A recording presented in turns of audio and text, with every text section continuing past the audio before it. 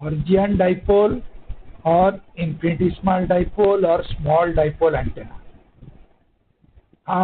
What we'll do is, today we'll discuss the physics part of the dipole antenna, Hertzian dipole. Next class we'll come to the technology part. So for today we are going to discuss about the physics part.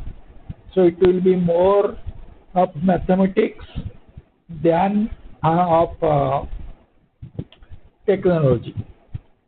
More mathematics, more physics than technology. That is what will be in this course, in this class. So let us start with Hertzian dipole. As you know, we define an electrical dipole as two charges, two infinitesimally charges or 2-point charges separated by an infinitesimal distance.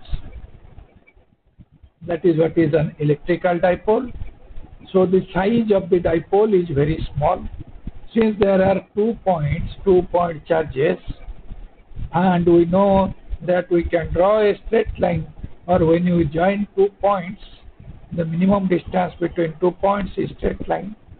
So we can have a straight line connecting the 2 points. So the dipole can be along a straight line. Now the straight line can be aligned along x direction, y direction, z direction, or any other direction. But we have 2-point charges separated by this distance, infinitesimally small distance. If we have 2-point charges separated by infinitesimally small distance, we form a dipole and it has a dipole moment.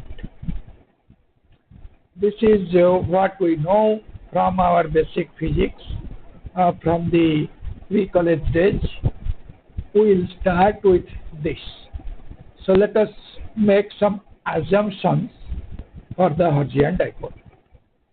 The assumption is, first we are using a point dipole which is a very small, or extension is infinitesimally small along a straight line. That is the point 1.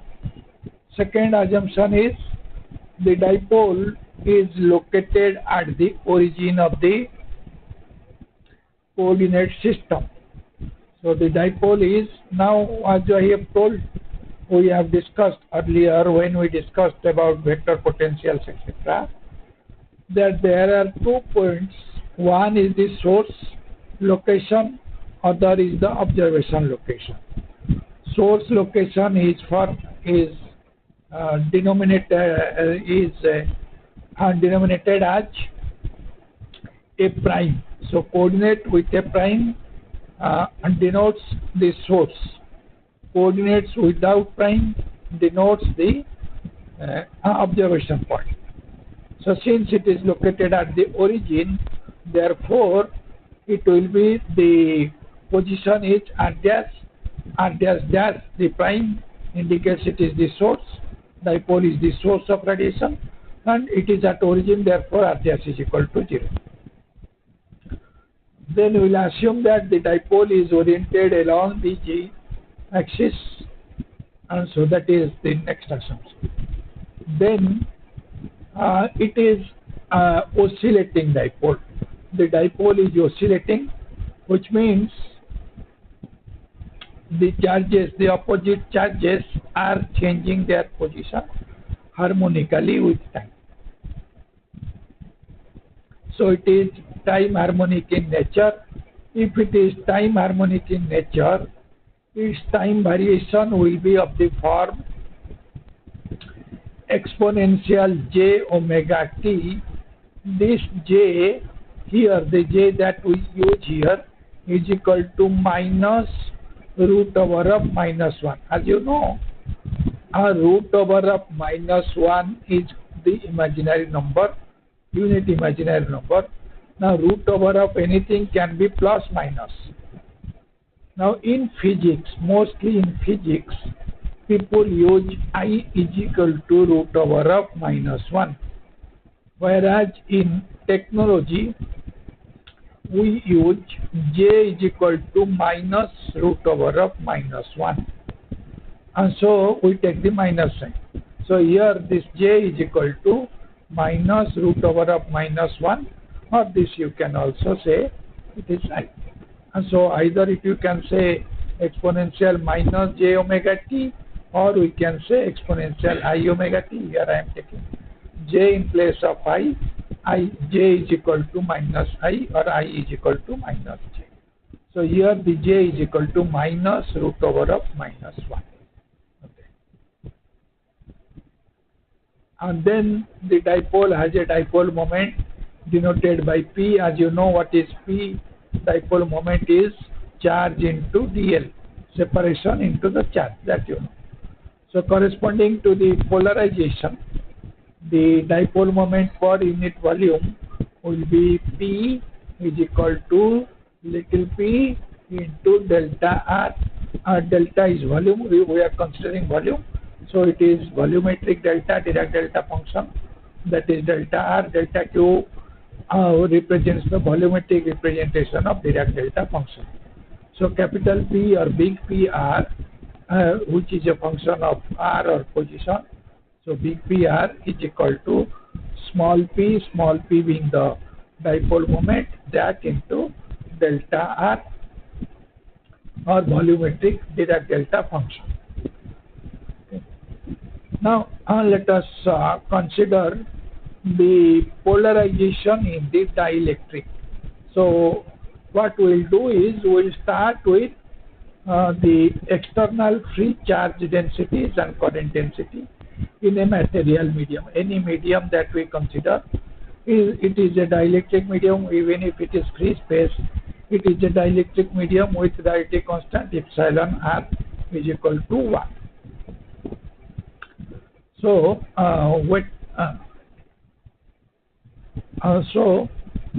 we are going to consider the presence of external or free densities or source densities. Source are the current and the charge. So charge density is rho, current density is J, that is present in the medium, dielectric medium. That is what we are going to consider. If we have these external sources, then these external sources will induce a dielectric polarization in the material medium. The dielectric polarization induced in the material medium is called capital P, which is given as epsilon 0 Ji into E. E is the applied electric field in the medium. In the medium there is a free charge density or free current density, either of these two or both of them. So and to the medium we are applying an electric field. Then and this induces the application of electric field, induces a dielectric polarization. The polarization is capital P is equal to epsilon 0, which is the free space permittivity, Ji into E. Now what is Ji?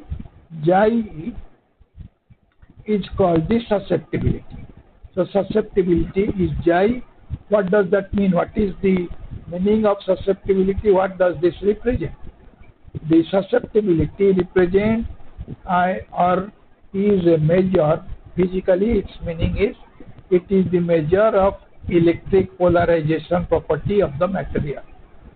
Now remember this thing, polarization we have studied for plane wave, electric field in plane wave. So that polarization is for plane wave. That polarization is different from the polarization in the material medium. In the material medium, when we say polarization, that means orientation of the molecules or orientation of the particles present in the material medium according to the applied electromagnetic or applied electric field. So when they orient along electric field, they are said to be polarized along the electric field. The susceptibility gives the measure of electric polarization, which means measure the how much they get polarized with respect to the applied electric field. That is what is susceptibility. If we want to quantify this, physical meaning is this measure of electric polarization. When you go to quantify this, in quantification, the susceptibility gives the average electric dipole moment per unit volume. So Xi for the susceptibility gives us the average electric dipole moment per unit volume. Once we are equipped with this, let us go into what it shows. The susceptibility manifests or results in electric flux density. Now, how does it results in electric flux density? Electric flux density is D. D is equal to epsilon 0 E, that we know. Now, what is epsilon? Or what is epsilon? Epsilon will be equal to epsilon 0 into epsilon R. So you can write epsilon is equal to epsilon 0 into epsilon R. Epsilon R is actually 1 plus Xi. 1 plus susceptibility gives you the relative permittivity or relative dielectric constant. So susceptibility manifests in the permittivity, total permittivity, where total permittivity is equal to epsilon 0 into epsilon R, and epsilon R is 1 plus Xi. Then we know D, the electric flux density D is equal to epsilon into E. Now we have seen epsilon is equal to epsilon 0 into 1 plus Xi. So let us put that. So D is equal to epsilon 0 into 1 plus Xi into E. That we can write as epsilon 0 E plus epsilon 0 Xi into E. Now we have defined capital P as epsilon 0 Xi E. Polarization is epsilon 0 Xi. Therefore, D is equal to epsilon 0 E plus P, capital P. So this is the manifestation of susceptibility or polarization in the magnetic medium. Now what is the result of this? So this, once we encompass this knowledge into Maxwell's equation, let us consider two Maxwell's equations. First is the Faraday's law, which is curl B is equal to dou D by dou T plus J. Now dou D by dou T, that we can, curl B is equal to mu 0 J, J is the conduction current, plus mu 0 dou D by dou T. Now for dou D by dou T, we can write down D is equal to epsilon 0 E plus P. Therefore, for dou D by dou T, we can write dou of epsilon 0 E plus P by dou T. So that is dou E by dou T plus dou P by dou T. Now distribute that. So if you distribute that, then curl B is equal to mu 0 epsilon 0 dou E by dou T, that comes from the first part, epsilon 0 E. Then plus mu 0 into J, J remains as it is, plus from the D, the second part P, that now becomes dou P by dou T. So curl B is equal to mu 0 epsilon 0 dou E by dou T plus mu 0 whole into J plus dou P by dou T. Similarly, we know divergence of D is equal to rho, that we know from Maxwell's equation. Now for D, we can write epsilon 0 E plus P. So that becomes divergence of epsilon 0 E plus divergence of P is equal to rho. So that we can rewrite as divergence of E is equal to 1 by epsilon 0 into rho minus divergence of P. Now look at these two equations, curl B and curl E. In the curl B, we have electric field in the first term. In the second term, we have J plus dou P by dou T, which means dou P by dou T will be similar to current. In the second term, second divergence of E, we have on the right hand side rho minus divergence of P, which means divergence of P will be nature of divergence of P will be charge density. So accordingly, we can write the current and charge densities due to the material polarization P, that we can write as J polarization is the current for the current density due to the material polarization, that will be J polarization, that is current density due to polarization, that will be equal to dou P by dou T. Similarly, the charge density due to polarization will be rho polarization, that will be equal to minus divergence of P. So using Maxwell's equation or encompassing the polarization part into Maxwell's equation, we got now two new things, polarized current density and polarized charge density.